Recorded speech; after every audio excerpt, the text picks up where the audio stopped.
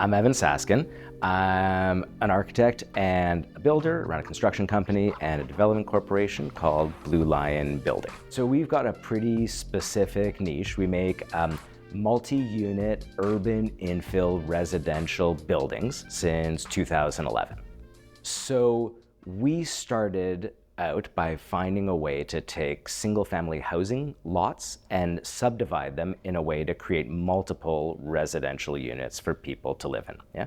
And the first realization was that in order to make good quality housing on those kind of typical neighborhood infill lots was to find a way to subdivide the land so that every resulting unit still itself felt like its own standalone house while still conforming to the multiplex bylaw requirement to construct units in a certain way relative to each other.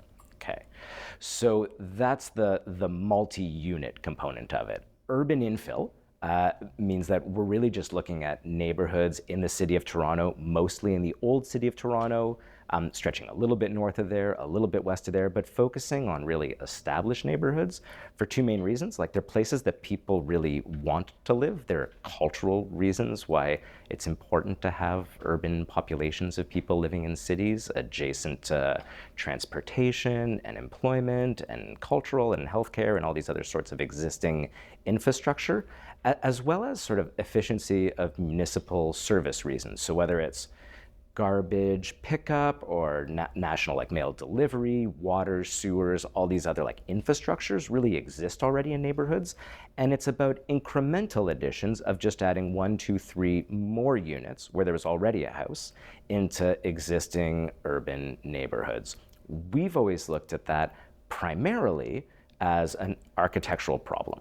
And so it's all about finding a way to create housing that feels really good to the people who live in it, that has a very strong consideration of the sustainability of the building systems and materials that are put into it, of really over-delivering on construction quality, whether it's a lot of attention to detail in finishes and fixture selection and just sort of like interior design qualities, or also construction systems themselves, whether it's about the insulation, the heating and ventilation, the windows, the overall building systems, and trying to bring, I don't know how else to describe it except for like a really intense architectural level of scrutiny to all of these systems that can sometimes be a little under-examined in the kind of development-focused housing creation model.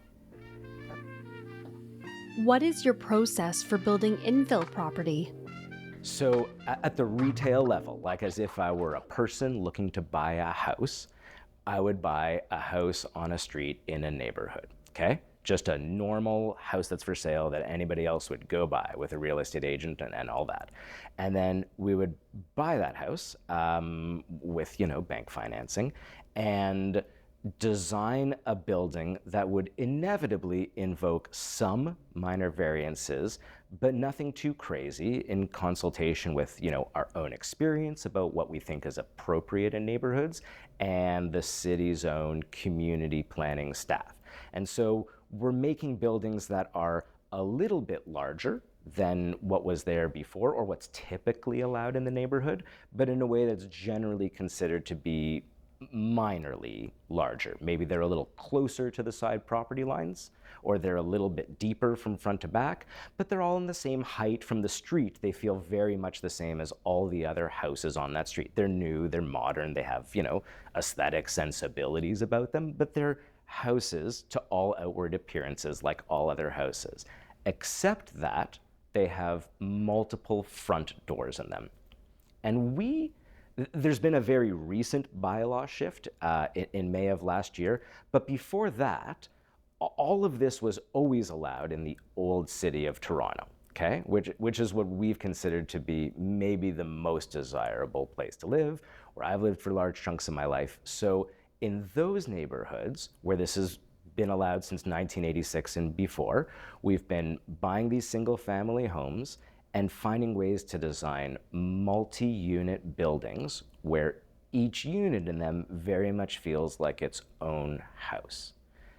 Then Design, construction, care, love, quality. And once they're finished, we register them as condominiums so that each individual house can be sold almost always to an end user who's going to occupy it as their home. They'll have whatever the square footage is inside, 2 to 3 bedrooms. Although it's part of a condominium building, it very much feels like its own house with its own bit of outdoor space and land. Most of the sites have laneways behind them where we're typically just building parking structures, although sometimes also an additional suite at the rear of the property. And that's been the whole process. And then the marketing and the sales and just helping people understand how to take care of their homes. And that's the end. And we repeat. What's the most important thing people should learn from your experience? I guess I'm trying primarily to be an inspirational example here to show that we navigated all of these intersecting bureaucracies of what the bylaws allow you to do, what the real estate market wants to sell to you as a piece of land at the beginning, what the real estate market wants to buy from you as a finished house at the end, the Ontario Building Code, provincial policies of housing. There's just a lot of intersections of bureaucracies, of bank lending, of CMHC lending rules. And we basically want to show that we found a pathway through all of those to create something that feels really good to create for the city, that's a really profitable and repeatable business model for creating housing and to really, I think, inspire other curious people here to undertake their own work as small-scale developers, creating small-scale housing projects throughout the city.